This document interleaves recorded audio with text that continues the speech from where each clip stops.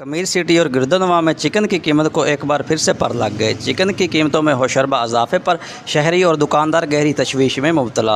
Chicken गोश्त की कीमत 400 रुपये से बढ़कर फिर से 560 रुपये तक जा पहुंची, जिस पर महंगाई से सताई अवाम हुकूमत वक़्त से नाला नज़र आ रही है। अच्छा यार ना ਅਸੀਂ ਮਜ਼ਦੂਰ ਬੰਦੇ ਆ 600-700 ਰੁਪਏ ਦਿਹਾੜੀ ਕਮਾਈ ਦੀ ਹੈਗੀ ਹੈ, ਠੀਕ ਹੈ। ਗੋਸ਼ਤ ਬਣਾਇਆ ਹੈਗਾ 600 ਰੁਪਏ ਨੇ ਗੋਸ਼ਤ ਦੱਸਿਆ ਹੈਗਾ। ਅਸੀਂ ਕਿਵੇਂ ਲਈਏ? ਅਸੀਂ ਨਾਲ ਕਿਉਂ ਨਹੀਂ ਲੈਣਾ? ਕੋਈ ਮਿਰਚ ਮਸਾਲਾ ਨਹੀਂ ਲੈਣਾ ਹੈਗਾ? ਅਸੀਂ ਕਿ ਭੁੱਖੇ ਮਰ ਰਹੀ ਹੈਗੇ? ਇਹ ਹਕੂਮਤ ਨੂੰ ਅਪੀਲ ਹੈਗੀ ਕਿ ਜਾਂ ਸਮਾਨ ਸਸਤਾ ਕਰਨ ਜਾਂ ਆਦੀ ਖੈਰ ਕਰ ਲੈਣ। ਆ ਪੂਰੇ ਧੜੱਲੇ ਨਾਲ ਆ ਰਿਹਾ ਤੁਹਾਡਾ ਜ਼ਿਲ੍ਹਾ ਬ੍ਰਾਂਡ ਤੇ ਜਾਣਾ ਕੱਢੇਗਾ ਜਾਂ ਸਸਤਾ ਕਰੋ ਜਾਂ ਜਾਣਾ ਕਢਾਓ कि यार 560 रुपये किलो गोश्त है, ठीक है। गरीब आवाम की खा सकता है?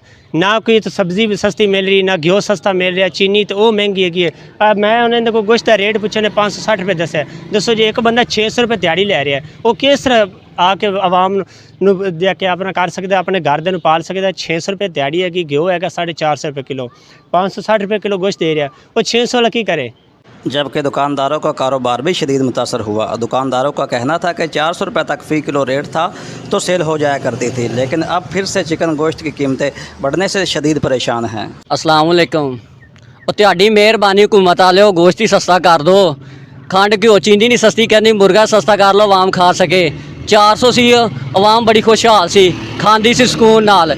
ਸਾਡਾ ਵੀ ਕੋਈ ਨਾ ਬਣ ਜਾਂਦਾ ਸੀ ਦਿਹਾੜੀ ਧੂੜੀ। ਕਿਦੋਂ ਦਾ ਰੇਟ ਬਣਿਆ ਵਾ 550। ਉਸ ਤੋਂ ਬਾਅਦ ਭਈ ਆਵਾਮ ਆਉਂਦੀ ਨਹੀਂ, ਰੇਟ ਪੁੱਛਦੀ ਤੇ ਭੱਜ ਜਾਂਦੀ ਆ, ਕਹਿੰਦੀ ਇਹਦੇ ਨਾਲ ਕੋਈ ਦਾਲ ਜਾਂ ਆਲੂ ਵਗੈਰਾ ਖਾ ਲਓ, ਚੰਗੀ ਗੱਲ ਆ। ਇੱਥੇ ਹੁਣ ਬੰਦਾ ਕੀ ਕਰ ਸਕਦਾ? हुकूमत वाले ਤੁਹਾਡੀ ਮਿਹਰਬਾਨੀ ਆ, ਕੋਈ ਆਟਾ ਦਲੀਆ ਕਰ ਦੋ आवाम वास्ते। आवाम ਤਾਂ मर जूगी, ਤੁਹਾਡਾ ਕੀ ਆ? ਤੁਸੀਂ ਤੇ एसी थल्ले बैठे हैं। शहरियों और दुकानदारों ने हुकूमत वक़्त से नोटिस लेने का मुतालबा किया है कि महंगाई को